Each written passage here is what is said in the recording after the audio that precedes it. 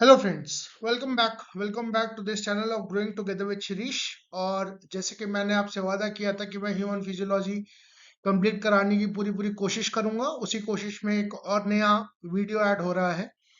Human excretion और excretory products वाला chapter, excretion वाला चैप्टर ऐड हो रहा है। ठीक है, तो ये मेरे बारे में एक ब्रीफ इंट्रोडक्शन है, एक बहुत ही छोटा सा इंट्रोडक्शन है। ये ज्यादा इंपॉर्टेंट नहीं है आप लोगों के लिए। आप लोगों के लिए ये जानना इंपॉर्टेंट है थोड़ा सा कि आपका एग्जाम कब है। इस बार आपका एग्जाम 4 मई को है, जितना मुझे पता है और जितना आपको पता होना चाहिए। ठीक है, और इसका एलिजिबिलिटी क्राइटेरिया वगैरह आप देख लीजिए जो है। और दो सब्जेक्ट्स नीट में, दो सब्जेक्ट्स ऐसे हैं, बॉटनी और जूलॉजी, जो बायोलॉजी से रिलेटेड हैं, जो बायोलॉजिकल सब्जेक्ट्स हैं। और उन सब्जेक्ट्स में maximum score, in fact full score आपका आए, ऐसी मेरी पूरी कोशिश है, ऐसी मेरी पूरी इच्छा है। और इसी तरह से मैं पढ़ाता हूँ कि आपको चीजें समझ में आए, ताकि आप एक अच्छा स्कोर कर पाए। याद रखिएगा, प्रैक्टिस सेशन भी स्टार्ट होंगे 10 मार्च से 20 अप्रैल तक। ठीक है, हम देखते हैं हम कितना कर पाते हैं, क्योंकि ये मेरे लिए भी, आप लोगों के लिए एक रिफ्रेशर कोर्स है और मेरे लिए भी एक नया कोर्स है जिसमें मैं लॉन्च कर रहा हूँ। एक नया कोर्स लॉन्च करूंगा मैं जून में, जुलाई में, तब से हम स्टार्ट करेंगे। तो without wasting any further time हम स्टार्ट करते हैं आज का चैप्टर। तो कंप्लीट ह्यूमन फिजियोलॉजी हमने कंप्लीट करने की बात करी थी। ये एक पुराना ही डायग्राम है जो मैंने रीयूज किया है। ठीक है, और आज हम जो बात करने जा रहे हैं, let me take out my pointer, और आज हम जो बात करने जा रहे हैं वो बात करने जा रहे हैं किडनी की। ठीक है, एक्सक्रीटरी सिस्टम की। बहुत इंपॉर्टेंट सिस्टम है, बहुत ही ज्यादा जिसे कहते हैं क्रूशियल सिस्टम है आपके ऑस्मो रेगुलेशन के लिए। आपके शरीर में जो टॉक्सिक प्रोडक्ट्स बन रहे हैं उसको एक्सक्रीट आउट करने के लिए, उसको निकालने के लिए बहुत ज्यादा इंपॉर्टेंट सिस्टम है। ठीक है, तो कंटिन्यू करते हैं अपना लेक्चर। देखिए, तो अगर मैं आपसे बात कहूं तो एनिमल्स जो है, इंजेक्शन यानी खाते वक्त, या किसी भी पानी पी लिया, कुछ भी इंजेस्ट कर लिया, यानी शरीर के अंदर कुछ भी गया, अब उसमें, हाँ, उसमें आपका ऑक्सीजन और कार्बन डाइऑक्साइड रिच एयर भी हो सकता है, राइट। तो या मेटाबॉलिक एक्टिविटी के थ्रू, आपने ग्लाइकोलाइसिस पढ़ी होगी, आपने क्रेब्स साइकिल पढ़ी होगी, आपने ऑक्सीडेटिव फॉस्फोराइलेशन पढ़ा होगा, उसके थ्रू वो कुछ एक्यूमुलेट करता है। क्या एक्यूमुलेट करता है? कार्बन डाइऑक्साइड करता है, यूरिया करता है, अमोनिया करता है, यूरिक एसिड करता है, और water and ion such as sodium, potassium, calcium, phosphate और सल्फेट। ठीक है, एक्यूमुलेशन हो गया इन आयंस का। अब ये जो, हाँ, तो जैसे कि मैं बता रहा था आपको कि एनिमल्स ने कुछ भी इंजेक्शन किया, खाने का, पानी का, जूस का, सूप का, अल्कोहल का। अल्कोहल का इंजेक्शन नहीं करना चाहिए, बट फिर भी अगर किसी ने किया, या मेटाबॉलिक एक्टिविटी के थ्रू, आपने ग्लाइकोलाइसिस पढ़ी है, आपने क्रेब्स साइकिल पढ़ी है, आगे चल के आप एनाटॉमी में, सॉरी, एनाटॉमी में नहीं, फिजियोलॉजी में और बायोकेमिस्ट्री में यूरिया साइकिल पढ़ेंगे, और भी बहुत सारी चीजें पढ़ेंगे। उस मेटाबॉलिक एक्टिविटी के दौरान कुछ चीजें एक्यूमुलेट हो रही हैं, जैसे कार्बन डाइऑक्साइड। अभी हम ब्रीदिंग वाला जो हमारा पहला सेशन था, मतलब पहले 5 वीडियोस जो थे, वो breathing and exchange of gases पे ही थे, राइट। तो कार्बन डाइऑक्साइड के एक्यूमुलेशन। अब इस बार हम कंसंट्रेट कर देंगे इन चारों चीजों पर, अगर आप ध्यान दे पा रहे हैं। यूरिया पे, यूरिक एसिड पे, अमोनिया पे, और वाटर एंड आयंस के रीअब्जॉर्प्शन एब्जॉर्प्शन पे। तो जब ये एक्यूमुलेट हुए तो इनका रिमूवल भी जरूरी है। जिन बच्चों ने पहले ये पढ़ रखा है उनको तो पता है कि इनका रिमूवल क्यों जरूरी है, लेकिन जिन बच्चों ने पहले ये नहीं पढ़ रखा है वो जरा सोचें कि इनका रिमूवल क्यों जरूरी है। इनका रिमूवल दोस्तों इसलिए जरूरी है क्योंकि हम जानते हैं कि सेल्स एक आइसोटोनिक एटमॉस्फेयर में रहना पसंद करती हैं। क्यों? क्योंकि अगर उनकी ऑस्मोलैरिटी चेंज होगी तो वो सेल्स के लिए हानिकारक होगा। सेल्स के लिए हानिकारक होगा तो टिश्यूज के लिए होगा, ऑर्गन्स के लिए होगा, ऑर्गन सिस्टम के लिए होगा, और पूरी बॉडी के लिए होगा। तो एक पर्टिकुलर ऑस्मोलैरिटी मेंटेन करने के लिए एक पर्टिकुलर कंसंट्रेशन मेंटेन करने के लिए, अगर मैं और सिंपल शब्दों में कहूं, तो इनमें से बहुत सारी चीजों का रिमूवल जरूरी है और बहुत सारी चीजों का रिटेंशन जरूरी है। हम आगे इस चीज को बहुत अच्छे से पढ़ेंगे जब हम यूरिन फॉर्मेशन वाला पार्ट देखेंगे, राइट। तो अब ये बेसिक सी बातें हैं कुछ, लेकिन कभी कभार एग्जाम के प्रेशर के दौरान हम वो बेसिक बातें भूल जाते हैं। ना भूलें इसलिए मैंने डाली है। अमोनिया, यूरिया और यूरिक एसिड नाइट्रोजनस वेस्ट है। अमोनिया मोस्ट टॉक्सिक है, यूरिया लीस्ट टॉक्सिक है। यूरिया नहीं, यूरिक एसिड लीस्ट टॉक्सिक है। और उसके बाद हम अमिनोटेलिज्म की बात करते हैं। आपकी एनसीईआरटी किताब में दे रखा है, the process of excretion of ammonia, ammonotelism हो गया। उसी तरह से यूरियोटेलिज्म और यूरिकोटेलिज्म नाम के भी शब्द होते होंगे, आपके एनसीईआरटी की किताब में नहीं दे रखे हैं पर होते हैं, ठीक है। Ammonia is readily soluble in water. This is excreted by diffusion through body surface और गिल्स। इंपॉर्टेंट बात यहां पे ये है, अमोनिया readily soluble है वाटर में, यानी बहुत आसानी से घुल जाती है वाटर में। चूंकि आसानी से घुल जाती है, तो पानी में सबसे ज्यादा कौन से ऑर्गेनिजम्स रहते हैं? Aquatic organisms. उसमें सबसे ज्यादा कॉमन एग्जांपल फिशेस का होता है, राइट। तो फिशेस के गिल्स के थ्रू अमोनिया बाय डिफ्यूजन चली जाती है फिशेस के शरीर से बाहर, ठीक है। कैसे जाती है? By ammonium ions. कैसे कैसे आयंस? Ammonium ions. एक चीज बहुत गौर करने वाली है, वो ये है कि किडनीज अमोनिया के एक्सक्रीशन में ज्यादा सिग्निफिकेंट रोल प्ले नहीं करती हैं। किडनीज अमोनिया के एक्सक्रीशन में ज्यादा सिग्निफिकेंट रोल प्ले नहीं करती हैं। आपकी एनसीईआरटी की किताब में ये लिखा हुआ है, ठीक है। उसके बाद अगर आप इवोल्यूशन वाले चैप्टर से थोड़ा सा लिंक करके पढ़ें, मैंने हमेशा कहा दोस्तों, बायोलॉजी में हर चीज लिंक्ड है। अगर आप लिंक करके पढ़ेंगे तो आपके लिए बायोलॉजी पढ़ना, समझना और याद करना आसान हो जाएगा। इस बात से कोई डिनाई नहीं कर सकता कि बायोलॉजी में कुछ टर्म्स ऐसे हैं, कुछ नाम ऐसे हैं जो रटने पड़ते हैं, ठीक है। पर हमें ये बात भी ध्यान में रहनी चाहिए कि यदि हम चीजों को समझते जाएंगे तो हमारे लिए याद करना आसान हो जाएगा, ठीक है। टेरेस्ट्रियल एडाप्टेशन, यानी कि जब एक्वेटिक या मरीन या वाटर के से लिविंग ऑर्गेनिजम्स टेरेस्ट्रियल यानी धरती पे या लैंड पे आए, तो उनके अडाप्टेशंस में से एक अडाप्टेशन था पानी को कंजर्व करना। एक मछली के लिए पानी का कंजर्वेशन शायद उतना इंपॉर्टेंट नहीं है, मैं ये नहीं कह रहा हूं बिल्कुल इंपॉर्टेंट नहीं है, लेकिन शायद उतना इंपॉर्टेंट नहीं है जितना कि एक टेरेस्ट्रियल ऑर्गेनिज्म के लिए इंपॉर्टेंट है। क्यों? क्योंकि उसके पास पानी का अबंडेंट सोर्स नहीं है, और पानी के बिना तो जीवन ही नहीं है। जो अभी हमारा चंद्रयान 3 गया था, वो शायद उसके बहुत सारे मिशन में से एक मिशन ये भी था कि मून पे पानी की प्रेजेंस को भापना, देखना, ठीक है। वो एक लंबी कहानी है, वो अलग से सुनाऊंगा, एक बहुत इंटरेस्टिंग कहानी है। तो पानी के बिना जीवन नहीं है, यानी टेरेस्ट्रियल अडाप्टेशंस में हमने पानी को कंजर्व करने के लिए नाइट्रोजनस वेस्ट को थोड़ा सा अलग तरीके से बनाना स्टार्ट किया। अमोनिया से हम यूरिया पे आए और अमोनिया से हम यूरिक एसिड पे आए, ठीक है। तो अमोनिया से यूरिया बनता है लिवर में, यूरिया जो है रिलीज होता है ब्लड में, और ब्लड से ये जाता है किडनी में, ठीक है। Some of the urea is retained in the kidney matrix for desired osmolarity. Why?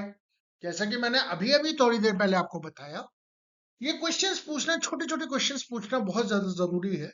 वो इसलिए भी जरूरी है क्योंकि अगर आप इन क्वेश्चंस का आंसर साथ बाय साइड करते रहेंगे, साथ हम साथ करते रहेंगे, तो आपके लिए चीजों को समझना बहुत आसान हो जाएगा। जैसे कि मैंने बताया कि सेल्स एक पर्टिकुलर ऑस्मोलैरिटी पे रहना पसंद करती हैं। तो ऑस्मोलैरिटी मेंटेन करने के लिए, ऑस्मो रेगुलेशन के लिए कुछ यूरिया किडनी रिटेन कर लेती है अपने मैट्रिक्स में। आगे आराम से पढ़ेंगे, डिटेल में पढ़ेंगे। अब ये यूरिया साइकिल लीवर में होती है, तो मैंने एक डायग्राम उठाया है यूरिया साइकिल का। अभी आपके लिए इंपॉर्टेंस का नहीं है, लेकिन जब आप एमबीबीएस के फर्स्ट ईयर में होंगे तब आपके लिए ये इंपॉर्टेंस का होगा, तब आप शायद ये किताब भी पढ़ें। Principles of biochemistry 6th edition by David L Nelson and Michael M Cox. ठीक है, जबरदस्त किताब है। अगर आपको बायोकेमिस्ट्री अच्छे से पढ़नी है तो इस किताब को जरूर पढ़िएगा, बहुत अच्छी किताब है। तो अगर आप देख पा रहे होंगे तो आप ये देख रहे होंगे कि अल्फा कीटोग्लूटारेट से ग्लूटामेट और ग्लूटामेट से अमोनिया बन रहा है। अमोनिया या अमोनियम आयंस फाइनली यूरिया बना रहे हैं। ये बहुत लंबी प्रोसेस है, बहुत डिटेल में प्रोसेस है, अभी नहीं पढ़ाऊंगा क्योंकि ना तो जरूरत है और ना ही वक्त है। बट आपको दो चीजें याद रखनी है। पहली बात तो अमोनिया यूरिया बनाता है कहाँ पे, लिवर में, और वो यूरिया ब्लड में रिलीज हो जाता है और किडनी में जाता है फिर फिल्टर होने के लिए। कुछ रिटेन भी कर लिया जाता है, ऑस्मोलैरिटी मेंटेन कर। ठीक है, आगे बढ़ते हैं। हाँ, तो ये पहली टेबल है आपकी, this is the first table, जिसमें मैंने आपको एक कंपैरिजन दे रखा है टाइप ऑफ नाइट्रोजनस वेस्ट का, उसकी कैरेक्टरिस्टिक प्रॉपर्टीज का और इसके एग्जांपल्स का। जैसे कि अमोनिया, अमोनिया में या अमोनियम में जब हम एक्सक्रीट करते हैं या जो ऑर्गेनिजम्स अमोनिया एक्सक्रीट करते हैं वो अमोनियोटेलिक ऑर्गेनिजम्स होते हैं। इसमें मेनली फिशेज आती हैं। ठीक है, large amount of water is needed, diffusion through gills and lungs. Kidney no significant role, again no significant role है। इसका मतलब ये नहीं कि रोल बिल्कुल नहीं है, इसका मतलब ये है कि है रोल पर उतना सिग्निफिकेंस नहीं है उस रोल का। अगेन हम आते हैं यूरिया पे, NH2CO NH2 ये इसका फॉर्मूला है यूरिया का।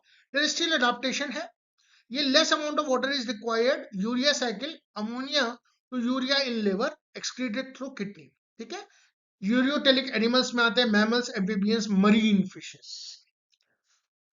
मरीन फिशेस, अब देखिए यहाँ पे एग्जामिनर आपको घुमा सकता है। अगर वो सिर्फ फिशेस का नाम ले तो अमोनिया है, लेकिन अगर वो मरीन फिशेस का नाम लेता है तो वो यूरिया है। अब ये भी पूछ सकता है, वो लिंक करके पूछ सकता है, एनिमल किंगडम में जो फिशेस वाला पार्ट है उसमें से वो दो मरीन के एग्जाम्पल निकाल लेगा और दो फ्रेश वाटर फिश के एग्जाम्पल निकाल लेगा। पूछ लेगा कि कौन सा इसमें से अमोनिया हो सकता है, कौन सा यूरिया हो सकता है। ऐसे करके घुमा के सवाल बनाया जा सकता है। उसके बाद आते हैं uric acid. Uric acid terrestrial adaptation का भी ये भी एक पार्ट है और इसमें least amount of water required होता है। ठीक है, और इन एनिमल्स को यूरिकोटेरिक एनिमल्स कहते हैं। Reptiles, bird, land snails and insects. ठीक है, रेप्टाइल्स आपके हो गए, बर्ड्स आपकी हो गई, लैंड स्नेल्स हो गए और इंसेक्ट्स हो गए। सोच के देखिए, ठीक है, सोच के देखिए कि इसका मतलब क्या बनता है। इसका मतलब ये बनता है, जैसे बर्ड्स का अगर आप एग्जाम्पल ले लीजिए तो यूरिक एसिड बर्ड्स के सर्वाइवल के लिए बहुत जरूरी है। ठीक है, इसी तरह से रेप्टाइल्स के सर्वाइवल के लिए यूरिक एसिड का प्रोडक्शन बहुत जरूरी है और उसका एक्सक्रीशन, प्रोडक्शन और एक्सक्रीशन दोनों। तो ये एक ऐसी टेबल है जिसमें मैंने सारे एग्जांपल्स जो आपके एनसीईआरटी किताब में दे रखे हैं और कैरेक्टरिस्टिक प्रॉपर्टीज और टाइप्स ऑफ नाइट्रोजनस वेस्ट बता रखा है। पहले ही पेज में आपको मिल जाएगा, पहली टेबल है। इसके बाद मैंने order of toxicity of nitrogenous waste भी दे रखा है, अमोनिया, यूरिया, यूरिक एसिड, और amount of water required for removal ammonia, urea, uric acid. ये एक ऑर्डर है, आपको याद रखना है, आप याद रख लीजिए। समझ में आते हैं तो याद रखने की जरूरत नहीं है। ठीक है, सवाल बनाया जा सकता है, शायद पहले बना भी है, मैंने इतना गौर से देखा नहीं है पुराने पेपर्स को, पर हाँ इससे सवाल बनाया जा सकता है। राइट, स्टेटमेंट वाइज तो सवाल बनाया ही जा सकता है। तो अब हम बात करते हैं थोड़ा सा इनवर्टिब्रेट्स, सॉरी, इनवर्टिब्रेट्स और वर्टिब्रेट्स के एक्सक्रीटरी सिस्टम की। वर्टिब्रेट्स की हम बात कर चुके हैं, इनवर्टिब्रेट्स की बात करते हैं थोड़ा सा। ठीक है, इसमें आती है सबसे पहले प्रोटोनेफ्रिटिया या फ्लेम सेल्स। ये एक्सक्रीटरी सिस्टम, एक्सक्रीटरी स्ट्रक्चर है प्लैटिहेल्मिन्थ्स के, जिसमें प्लानेरिया एक एग्जांपल है, रोटिफर्स है, सम एनालिड्स हैं, सेफेलोपोडेट्स हैं, एम्फिएक्सिस एक एग्जांपल है। ये आयनिक फ्लूइड और ऑस्मो रेगुलेशन के साथ इसका रिलेशन है, ये कंसर्न रहता है, mainly concern with ionic and fluid regulation and osmoregulation. Again आपका नेफ्रिडिया आता है जो कि ट्यूबुलर एक्सक्रीटरी स्ट्रक्चर है। अर्थवॉर्म्स एंड अदर एनालिट्स का है, helps in elimination of nitrogenous waste, maintain a fluid and ionic balance. Malpighian tubules भी आती है, मोस्ट इंसेक्ट्स में होती है इंक्लूडिंग कॉकरोचेस। कॉकरोचेस का वो क्या है, साइंटिफिक नेम क्या है, पढ़िएगा और बताइएगा कमेंट सेक्शन में, right. Removal of nitrogenous waste and osmoregulation, again antennal glands and green glands perform excretory functions in crustaceans, examples prawn, ठीक है। तो इनवर्टिब्रेट्स की हम बात करते हैं, सिंपलर ट्यूबुलर स्ट्रक्चर्स होते हैं, ये इंपॉर्टेंट है, और वर्टिब्रेट्स में कॉम्प्लेक्स ट्यूबुलर ऑर्गन्स होते हैं जैसे किडनी, ठीक है। इसमें कोई बहुत ज्यादा समझने वाली चीज नहीं है, याद करने वाली चीज है। अब मैं आपको कुछ फिगर्स दिखाता हूँ। ये अगेन मैंने स्टीफन ए मिलर और जॉन पी हार्ली की किताब से लिए, ज़ूलॉजी द एनिमल किंगडम। कभी पढ़ने का मौका मिले तो जरूर पढ़िएगा, बहुत बेहतरीन किताब है, one of the finest book written, और बहुत अच्छी किताब है, बहुत बहुत अच्छे चीजें समझा रखी हैं, ठीक है। मेरा मकसद आपको यहाँ एक्स्ट्रा इन्फॉर्मेशन देना तो है ही, थोड़ा सा आप थोड़ा सा अगर एक्स्ट्रा पढ़ लेंगे तो उसमें कुछ खराबी नहीं है, लेकिन साथ में साथ आपके दिमाग में एक पिक्चर भी देना है, क्योंकि मेरा ये मानना है और ये मेरा बड़ा स्ट्रांगली बिलीफ है कि अगर आप किसी चीज को डायग्राम से या पिक्चर से समझते हैं, और इनफैक्ट आप ये पढ़ेंगे भी, तो आप उस चीज को ज्यादा अच्छे से याद कर, ठीक है। तो ये एक फ्लेम सेल्स का डायग्राम है, आप ये देख रहे हैं ये फ्लेम सेल्स या प्रोटोनेफ्रिडिया। अब ये आपको दिखेगा उसमें प्लेटियल मीन्स वगैरह में, ठीक है। अब आप ये देखिए, ये जो ऑरेंज ऑरेंज कलर का आपको एक नेटवर्क दिख रहा है बहुत ज्यादा, यही है आपका फ्लेम सेल्स या प्रोटोनेफ्रिडिया का नेटवर्क, ठीक है। तो ये हो गया, इसको 2 मिनट पॉज करके देखिएगा, अच्छे से देखिएगा, साइड का कुछ पढ़ना हो तो पढ़ लीजिएगा, ठीक है। एग्जाम पॉइंट ऑफ व्यू से शायद बहुत ज्यादा इंपॉर्टेंट ना हो, लेकिन आपके नॉलेज के लिए एक अच्छी चीज है, पढ़ सकते हैं, ठीक है। उसके बाद ये आता है फ्लेम सेल्स। फ्लेम सेल्स जैसे कि मैंने आपको प्रोटोनेफ्रिडिया बताया, उसी का एक उस जैसे ही एक है फ्लेम सेल्स का है। फ्लेम सेल्स का एक डायग्राम है प्लेटियल मिन्स का। ये अगेन एक बहुत अच्छी किताब है, रॉबर्ट बी हेगनर की, बहुत अच्छी किताब है इनवर्टिब्रेट ज़ूलॉजी की, कभी पढ़ने का मौका मिले तो पढ़िएगा, वही मैं कहूंगा। ये फ्लेम सेल्स का डायग्राम है, आप देख रहे हैं नेटवर्क है, ठीक है। नेटवर्क है एक बिल्कुल, जिसमें कि ऑस्मो रेगुलेशन और एक्सक्रीशन का काम प्ले हो रहा है, ठीक है। Okay, green gland, again Stephen A Miller की किताब से उठाया हुआ ये फिगर है। आप ये देख रहे होंगे कि यहाँ पे है, ये है आपका एंटीनल या ग्रीन ग्लैंड, आप ये देख रहे हैं, ये जहां जहां मैं अपना पॉइंटर दिखा रहा हूं, यहां यहां देखिए, ये ठीक है, ये है आपकी नेफ्रीडियल कैनाल, तो यही एंटीना है और आपका ग्रीन ग्लैंड का एग्जाम्पल है, ठीक है। उसके बाद आते हैं आपका मालफिजियन ट्यूब्यूल्स, सबसे ज्यादा इंपॉर्टेंट चीज आपके उसके लिए, कॉकरोचेस के ऑस्मो रेगुलेशन वगैरह के लिए। तो ये एक मालफिजियन ट्यूब्यूल का डायग्राम है, अगेन एक डायग्रामेटिक रिप्रेजेंटेशन है फ्रॉम स्टीफन ए मिलर की किताब से, ठीक है। और ये आप देखिए, बहुत अच्छे से इसमें समझा रखा है कि किस तरह से मालफिजियन ट्यूब्यूल्स आती हैं हाइंगट में, वाटर का, शुगर्स वगैरह का रीअब्जॉर्प्शन होता है रेक्टम से, और ये यूरिक एसिड गया, ठीक है, इंसेक्ट्स में। तो ये 4 डायग्राम्स हैं, मैंने उठाए हैं दूसरी दूसरी किताबों से, एनसीईआरटी में मेंशन कर रखा है, पर डायग्रामेटिक रिप्रेजेंटेशन नहीं है, मैंने इसीलिए थोड़ा सा आपको सब्जेक्ट ताकि इंटरेस्टिंग बने। लोगों का ये कंसेप्ट रहता है कि बायोलॉजी में बड़ा रटना पड़ता है, ठीक है, कुछ हद तक ठीक भी है, बायोलॉजी में बहुत रटना पड़ता है, पर मेरा ये मानना है कि अगर आप समझ लेंगे चीजों को तो आपके लिए रटना आसान हो जाएगा, ठीक है। कुछ चीजें तो आपको रटनी ही पड़ेंगी, ये जैसे हर सब्जेक्ट्स के पॉजिटिव्स और नेगेटिव्स होते हैं, वैसे ये इस सब्जेक्ट का शायद ये एक नेगेटिव पार्ट है, इसमें रटना बहुत पड़ेगा, बट फिर भी हम कोशिश करेंगे कि हम आपको ऐसे समझाएं कि आपके लिए रटना आसान हो जाए, ठीक है। आगे तो जैसे कि मैं हमेशा लाता हूँ, एनसीईआरटी के स्नैपशॉट्स लाता हूँ, और मुझे लगता है आप लोग पढ़ते होंगे स्नैपशॉट्स को। नहीं पढ़ते हैं तो प्लीज पढ़ना शुरू कर दीजिए। मैंने बहुत बार कहा है कि आगे चल के आपको बहुत बड़ी बड़ी मोटी मोटी किताबें पढ़नी पड़ेंगी, तो एनसीईआरटी से कम बेसिक शुरुआत करिए। अगर आपका सिलेक्शन हो भी जाता है, मैं तो चाहता हूँ आपका सिलेक्शन हो जाए और आपको अपना मन का कॉलेज मिले।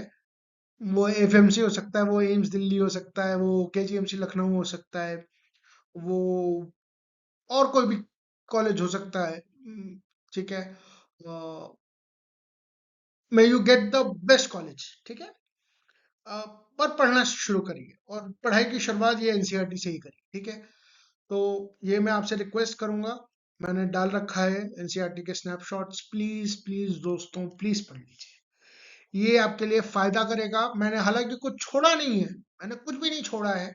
मैंने हर चीज का आपको जिस्ट बता रखा है, आपको एक तरीका समझा रखा है कि आप कैसे याद करेंगे चीजों को। फिर भी अगर मुझसे कुछ छूटता है तो आपके पास एनसीईआरटी के स्नैपशॉट्स हैं। ठीक है। अगर आपके पास हार्ड कॉपी है तो आपको इन स्नैपशॉट्स की जरूरत ही नहीं है, लेकिन अगर आपके पास हार्ड कॉपी नहीं है तो प्लीज एक सॉफ्ट कॉपी डाउनलोड करिए और प्लीज जो स्पेशली जो मैंने हाईलाइट की है वो पढ़िए। लास्ट वाली लाइन में हाईलाइट करना भूल गया, ये भी इंपॉर्टेंट लाइन है। अ, और नया टॉपिक स्टार्ट करने से पहले या ह्यूमन एक्सक्रीटरी सिस्टम स्टार्ट करने से पहले मैं आप लोगों से रिक्वेस्ट करता हूं कि अगर आप लोगों को अभी तक ये वीडियो अच्छा लग रहा हो तो प्लीज लाइक शेयर सब्सक्राइब करिए। Thank you so much, 57 subscribers हो गए हैं। ठीक है। और मेरे बहुत सारे दोस्तों ने और बहुत सारे लोगों ने इस मेरे इस इनिशिएटिव की तारीफ की है, उसके लिए बहुत बहुत बहुत थैंक यू। बहुत थैंक यू, बहुत बहुत बहुत थैंक यू, आप लोगों का धन्यवाद, तहे दिल से शुक्रिया। प्लीज प्लीज इस चैनल को उतना ही प्यार दीजिए जितना आप और चैनल्स को देते हैं। मैं पूरी कोशिश करूंगा कि मैं क्वालिटी कंटेंट लाऊं, मैं अच्छा कंटेंट लाऊं और मैं सही कंटेंट लाऊंगा। ठीक है। मैं गलत नहीं पढ़ाऊंगा अपने स्टूडेंट्स को, चाहे मुझे दोबारा पढ़ाना पड़े। मैं बहुत मेहनत से बनाता हूँ, हमारी टीम बहुत मेहनत से कंटेंट बनाती है। प्लीज आप सपोर्ट करिए ताकि हमारा चैनल और आपका चैनल ग्रो। ठीक है। हम स्टार्ट करते हैं ह्यूमन एक्सक्रीटरी सिस्टम के बारे में। और मैं आज आपको नेफ्रॉन नहीं पढ़ाऊंगा, क्योंकि नेफ्रॉन पढ़ाऊंगा तो ये वीडियो बहुत ज्यादा लंबा हो जाएगा। हम आपसे स्टार्ट करते हैं एक बेसिक स्ट्रक्चर से, एक बेसिक ऑर्गेनाइजेशन से। ये again Guyton and Hall text book of medical physiology 13th edition उठाया गया है। बेहतरीन किताब है, आपको पढ़ने का मौका मिलेगा जब आप मेडिकल के या जो भी आप मेडिकल से रिलेटेड कोर्स करना चाहते हैं। आप डेंटिस्ट्री पढ़ना चाहते हैं वो भी अच्छा है, आप फिजियोथेरेपी पढ़ना चाहते हैं वो भी अच्छा है, यूनानी पढ़ना चाहते हैं वो भी अच्छा है, आप आयुर्वेदा पढ़ना चाहते हैं वो भी अच्छा है, होम्योपैथी पढ़ना चाहते हैं वो भी अच्छा है। ठीक है। हर मेडिकल के कोर्स में मेरे ख्याल से आपको शायद ये बुक या तो मिलेगी या आपको नहीं भी मिलेगी तो आपको कुछ रेफरेंसेस उठाने पड़ेंगे। तो उसी किताब से मैंने ये फिगर उठाया है। ठीक है, फिगर लिया है। तो ये ह्यूमन एक्सक्रीटरी सिस्टम की बात करता है। क्या बातें करता है ये फिगर दर्शाता है आपको एक किडनी या दो किडनी रादर, दो यूरेटर्स, एक ब्लैडर और एक यूरेथ्रा। ठीक है। अभी आप इस वाले पोर्शन पे ज्यादा ध्यान मत दीजिए, लेकिन इस वाले पोर्शन पे ध्यान दीजिए। आगे बढ़ते हैं। हाँ, ये आपकी एनसीईआरटी की किडनी का डायग्राम है। ठीक है। लॉन्गिट्यूडनल सेक्शन है, diagrammatic representation of the kidney. इसको भी रुक के एक मिनट देख लीजिए। ठीक है। क्योंकि जितना आप पिक्चर से मेमोराइज कर पाएंगे उतना आपके लिए अच्छा रहेगा। ठीक है। अगेन ये एक ह्यूमन यूरिनरी सिस्टम का डायग्राम है जो मैंने अब एनसीईआरटी की किताब से लिया है। तो क्या आता है, अगर आप किडनी वाला जो ह्यूमन यूरिनरी सिस्टम वाला डायग्राम वो देखें तो आपको किडनी दिखेगा। किडनी के ऊपर आपको एक एड्रीनल ग्लैंड भी दिखेगा। अब यहाँ पे मैं आपको एक कंसेप्ट देने जा रहा हूँ, रीनल जहां भी शब्द इस्तेमाल हो उसका रिलेशन किडनी से है। एड्रीनल यानी किडनी के पास। ठीक है। एड्रीनल ग्लैंड यानी किडनी के ऊपर वाला ग्लैंड। ये आप देख रहे होंगे न्यूरल का sorry chemical control and coordination में इसका जिक्र आएगा। ठीक है। अब आप ये देख रहे हैं कि यूरेटर आ रहा है, ये देखिए, ये जो पतले पतले दो ये ट्यूब्स हैं, ये यूरेटर है, एक यूरिनरी ब्लैडर है और एक यूरेथ्रा है। ठीक है। एक फन फैक्ट, जब आप बच्चे होते हैं, जब आप बहुत छोटे से होते हैं, जब आप बेबी होते हैं, जब आप 1 या 2 साल के होते हैं, तो आप डायपर्स क्यों पहनते हैं? ठीक है। आप डायपर्स इसलिए पहनते हैं क्योंकि जो आपकी यूरिनरी ब्लैडर की मसल्स होती हैं वो इनवॉलेंट्री होती हैं। ठीक है। लेकिन जैसे जैसे आप बड़े होते हैं उनमें थोड़ा सा वॉलेंट्री कंट्रोल आ जाता है। इसीलिए जो बड़े लोग होते हैं, जो एडल्ट्स होते हैं, वो अपने यूरिन को रोक सकते हैं थोड़ी देर के लिए, पर बच्चे नहीं रोक पाते। ये प्रॉब्लम ओल्ड एज में भी आती है। जब इंसान बहुत बूढ़ा हो जाता है, 70 प्लस, अगर थोड़ा सा, तो यूरिनरी ब्लैडर की जो मसल्स होती हैं वो वापस से इनवॉलेंट्री होने लगती है। इसलिए बूढ़े लोगों के लिए भी एक डायपर्स आते हैं। ठीक है।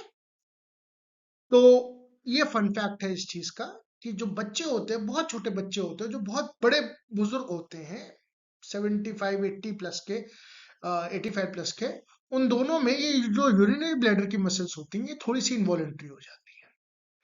लेकिन एक जो नॉर्मल, जैसे एक 15 20 साल से लेकर और 60 साल 70 साल का जो इंसान होता है, 65 साल का जो इंसान होता है, वो थोड़ा सा कॉन्ट्रैक्ट कर पाता है, थोड़ा सा होल्ड कर पाता है अपनी यूरिन को।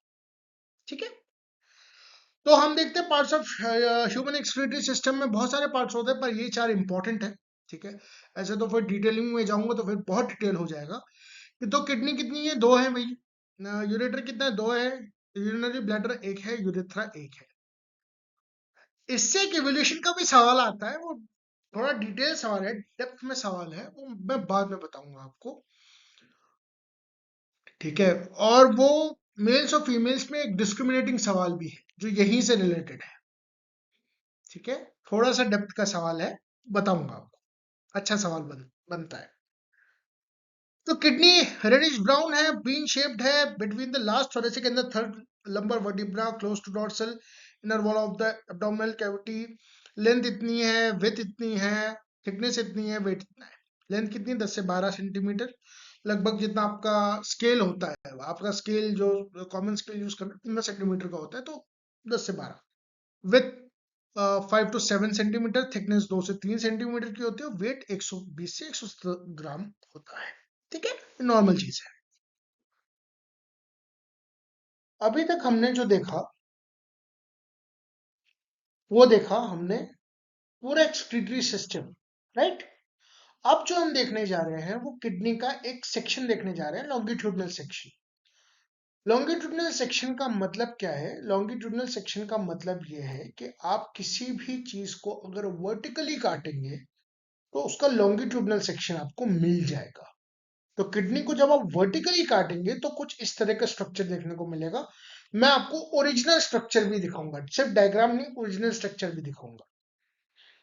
अब आप ये देख रहे हैं कि hilum is the opening through विच, अब आप ये देखिए, ये जो ओपनिंग है इधर, जहां पे आपको ये रीनल आर्टरी, रीनल वेन वगैरह सब दिख रही हैं, और यहाँ पे नर्व एंडिंग्स भी हैं, ये क्या होता है? हाइलम। हाइलम क्या है? Opening through which blood vessels, ureter and nerves enter. ठीक है। इनर टू द हाइलम, यानी इनर टू द हाइलम मतलब अब हाइलम के अंदर जाइए। Is a broad funnel shape, funnel shaped space called as renal pelvis. ये ये देखिए, ये आपका रीनल पेल्विस है। ठीक है। हाइलम के जब आप अंदर जाएंगे तो रीनल पेल्विस है, जिसमें प्रोजेक्शंस हैं। ए, ये देखिए, ये प्रोजेक्शंस है, दिख रहा है? थोड़ा सा जूम करो, थोड़ा सा जूम करो, देखता हूँ मैं जूम कर पाऊंगा कि नहीं।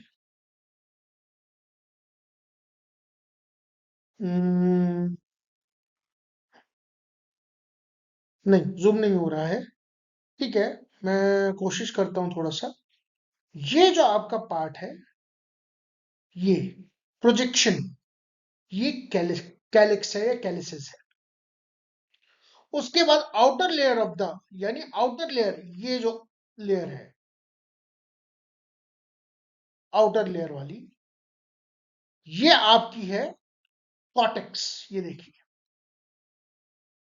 कॉर्टेक्स आपको लेयर दिखाई रखी होगी जो टफ है। इनर मेडुला है, ठीक है। Medulla is divided into two conical masses. अब ये देखिए, ये आपको कोनिकल मासेस दिख रहे होंगे। ये ये ये जितने भी हैं, ये होते हैं medullary pyramids. They are projecting into calyces, ठीक है।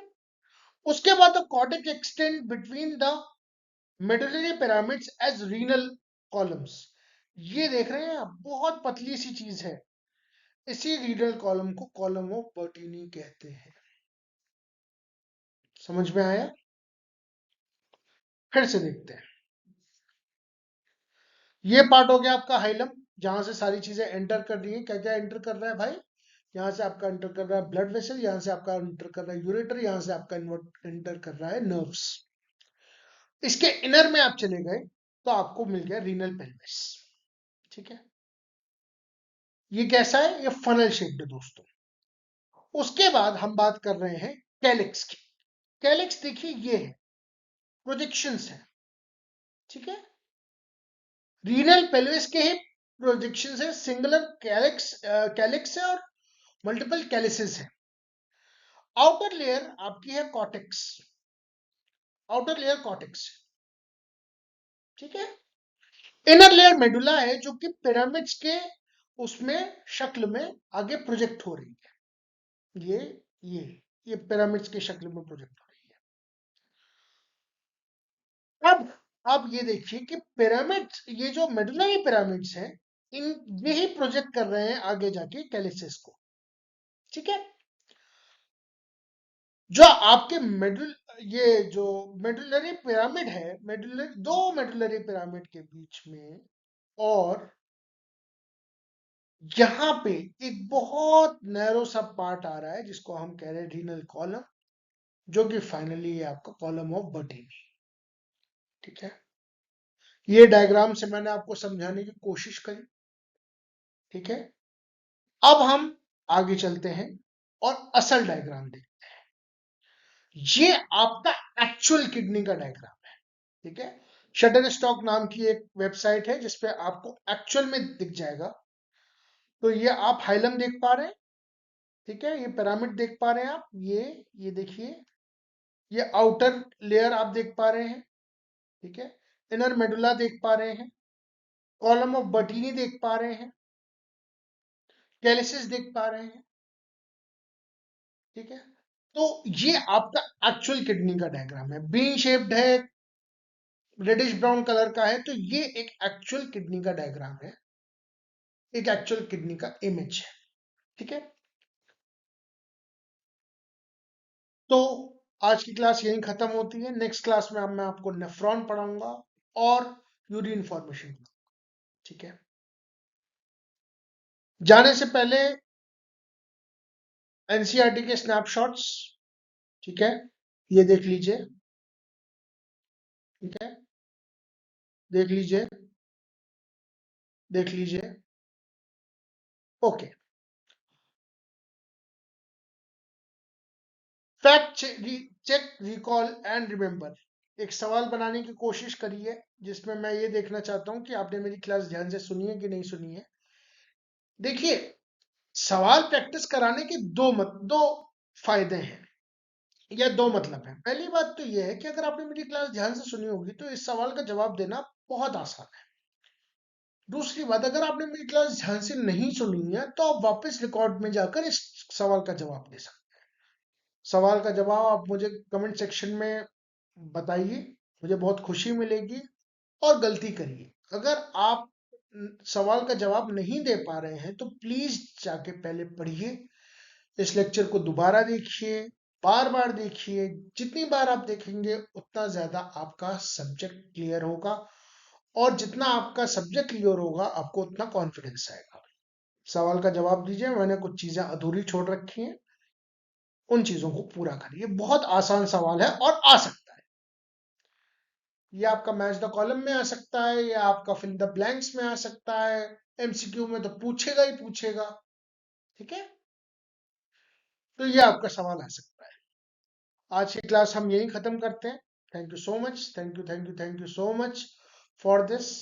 तो आज हमने बेसिकली दो चीजें इंपॉर्टेंट पढ़ी। सबसे पहले तो हमने एक्सक्रीटरी सिस्टम, कौन कौन से ऑर्गेनिज्म में क्या क्या होते हैं ये पढ़ा, उसका एक बेसिक वर्टिब्रेट और इनवर्टिब्रेट में कौन कौन से सिस्टम्स हैं ये पढ़े।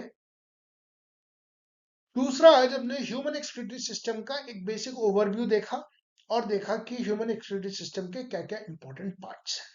किडनी का हमने डायग्राम देखा। किडनी का डायग्राम बहुत इंपॉर्टेंट है, अभी के लिए भी और आगे के लिए भी। ठीक है, मैंने आपको कुछ फिगर्स भी दिखाया है, जिसमें मैंने आपको फ्लेम सेल्स का डायग्राम दिखाया, मैंने आपको प्रोटोनेफ्रिडिया का डायग्राम दिखाया, मैंने आपको एंटीनल ग्लैंड्स का डायग्राम दिखाया, मैंने आपको जो है किडनी का डायग्राम दिखाया, मैंने आपको मालफिजिंग ट्यूब्यूल्स का डायग्राम दिखाया। तो मैंने आपको बहुत सारे डायग्राम्स दिखाए जो मैंने डिफरेंट डिफरेंट बुक से लिए। ठीक है, अगेन आपको ये सेशन कैसा लगा, आपको समझ आया कि नहीं आया, जो भी कमियां हैं, जो भी प्रॉब्लम्स हैं, जो भी चीजें अगर मैं नहीं एक्सप्लेन कर पा रहा हूं तो प्लीज कमेंट करिए, बताइए कि सर मुझे ये बात नहीं समझ में आई, या आप प्लीज इस बात को दोबारा समझाइए, मैं दोबारा समझाऊंगा। ठीक है, आप लोग जितना शेयर करेंगे, जितना लाइक करेंगे मेरी वीडियोस को, ये उतने लोगों तक पहुंचेगा। मेरा एक ही उद्देश्य है कि मैं फ्री में क्वालिटी एजुकेशन दूं। ठीक है, क्योंकि एजुकेशन मेरे हिसाब से एक बेसिक एक basic need of the hour है। आप जितने एजुकेटेड होंगे, आप जितना ज्यादा डिस्कस करेंगे, आप उतने ही ज्यादा कॉन्फिडेंट होंगे लाइफ में। और जब आप मेरी स्टेज तक पहुंचेंगे, जब आप एमबीबीएस कर चुके होंगे, जब आप अपनी एमडी एमएस की तैयारी कर रहे होंगे, या जब आप किसी अच्छे कोर्स में होंगे, किसी अच्छे इंस्टीट्यूट में होंगे, तब आप इस चीज को बहुत अच्छे से रियलाइज करेंगे कि पढ़ाई में कितनी ताकत होती है। ठीक है, तो इन्हीं शब्दों के साथ मैं अपनी आज की क्लास खत्म करता हूँ। Wishing you all the very best. मैं चाहता हूँ कि आपके 360 में से 360 बायोलॉजी में आए, आपके बहुत अच्छे नंबर फिजिक्स और केमिस्ट्री में भी आए, ताकि आपको अपना ड्रीम कॉलेज मिले। इसी बात के साथ, इसी ब्लेसिंग्स के साथ मैं आपको छोड़ता हूँ। आपसे मुलाकात होगी नेक्स्ट वीक सैटरडे को ही। आज का वीडियो थोड़ा लेट मैं डाल रहा हूँ, रीजन बीइंग कि मैं अपने काम में थोड़ा व्यस्त था, बिजी था। आपको ये वीडियो कैसा लगा प्लीज कमेंट करके बताइए। समझ में आई चीजें, नहीं आई वो भी बताइए।